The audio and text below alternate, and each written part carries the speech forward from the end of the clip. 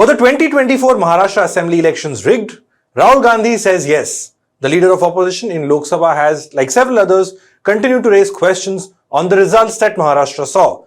Mahavikas Aghadi, comprising the Shiv Sena UBT, Congress and NCP of Sharad Pawar, were reduced to just about 50 seats together. Mahayuti, on the other hand, comprising BJP, Shiv Sena of Eknath Shinde and NCP of Ajit Pawar, won a historic mandate of 234 seats out of a total of 288. It's been 8 months since the result. There has been enough and more discussions about it already. This weekend, this topic resurfaced once again. Rahul Gandhi wrote an opinion piece on how these polls were rigged. He went on to list 5 steps in which this was done. The BJP came up with its counter. The Saffron Party is telling Rahul Gandhi to accept defeat, introspect and move on. In addition to all the sound bites, Maharashtra Chief Minister Devendra Fadnavis wrote a counter to Rahul Gandhi's opinion piece in the same newspaper. The Election Commission too has rubbished claims made by the Congress leader. Economic Times reported a couple of days back that the EC plans to share the voter rolls data of Haryana and Maharashtra following pleas by the Congress. Today, Rahul Gandhi demanded an exact date by which the party would have access to it, and these questions were directed to the Election Commission pretty pointedly.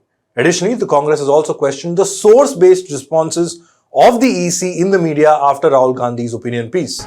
Rahul Gandhi ji ने जो article लिखा अपने नाम से लिखा, चुनाव आयोग का जवाब आप कह रहे हैं चुनाव आयोग का जवाब है, हमें नहीं मालूम वो हिरेन जोशी का है, प्रधानमंत्री कार्यालय का है, किसका है, क्योंकि न ऊपर तो नाम है नहीं, न ऊपर नाम है न नीचे साइन है, हमें नहीं मालूम किसने बना के भेजा वो, तो हम तो यही मान लेते हैं कि पीएमओ का जवाब है। तो जो संस्था अपने जवाब तक पे अपना साइन नहीं कर सकती, आप सोचिए उसकी विश्वसनीयता किस स्तर पे आ गई। अगर विश्वसनीयता होती तो खुलकर जवाब देते और हमारे सवाल बड़े स्पष्ट हैं। So what exactly has Rahul Gandhi said? Hello and welcome, I'm Shubham Chauhan. Let's get started. Now, ever since Rahul Gandhi's article came out, several reactions have poured in over the weekend. The BJP has called out Rahul Gandhi for making baseless claims, and that the Congress and opposition refuses to come to terms with their defeat in several states. That every time an election starts approaching, the Congress party, Rahul Gandhi ji, other opposition leaders start questioning or raising questions on the election process and the election commission. What is interesting to note is that the same leaders never question the election commission or the election process or the electronic voting machines when they win elections or their party wins elections. Take the case of Telangana, where the Congress party won. But they never said that the election commission is not fair. They never said that the election voting machine is not correct.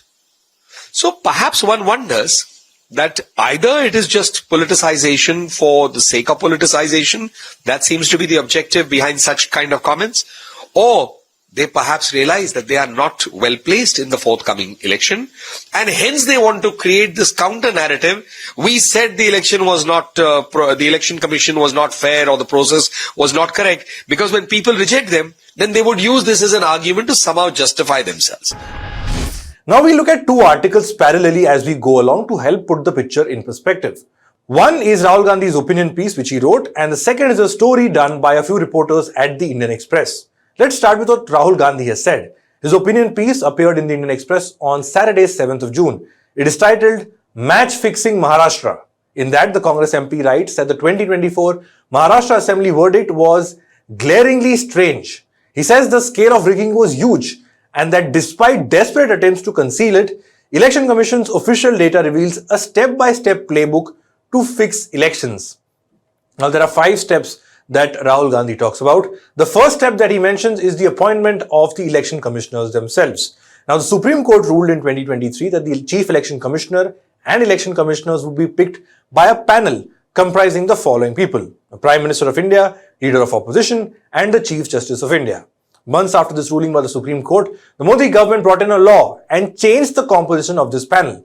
The Chief Justice was out and a Cabinet Minister came in. So Prime Minister, Leader of Opposition and Cabinet Minister, that's how the new panel looked. And this bill eventually went on to become a law because it was passed by Parliament. Now, the argument that is made against this law, and something that even Rahul Gandhi talks about, is that effectively the panel to pick CECs and EC has become lopsided.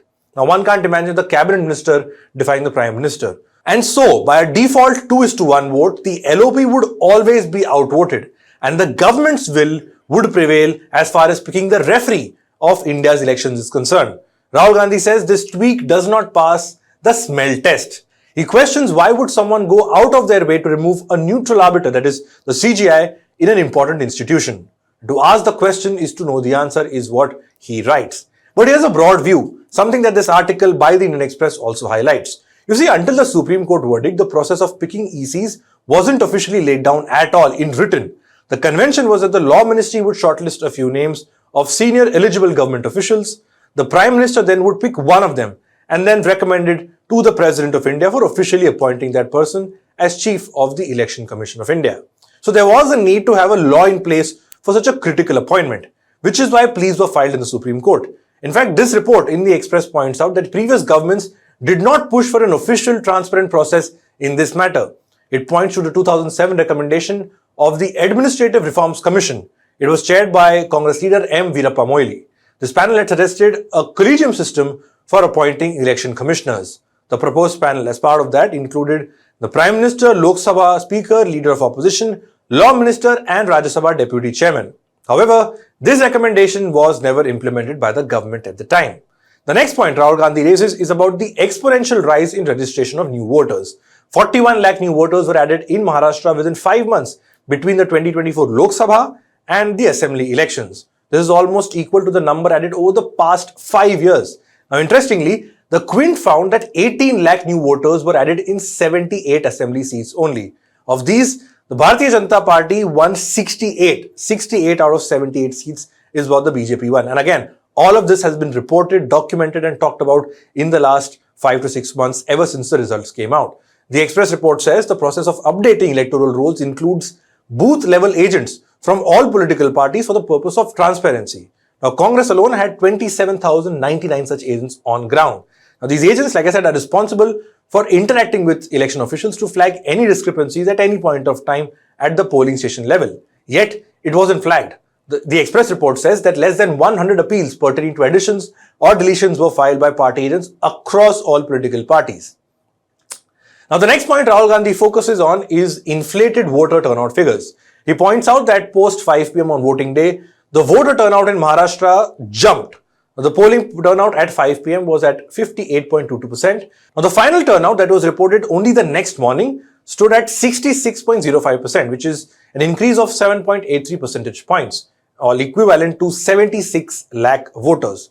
Now, this is much higher than the previous assembly elections that Maharashtra has seen, and you'll see the figures on your screen for reference.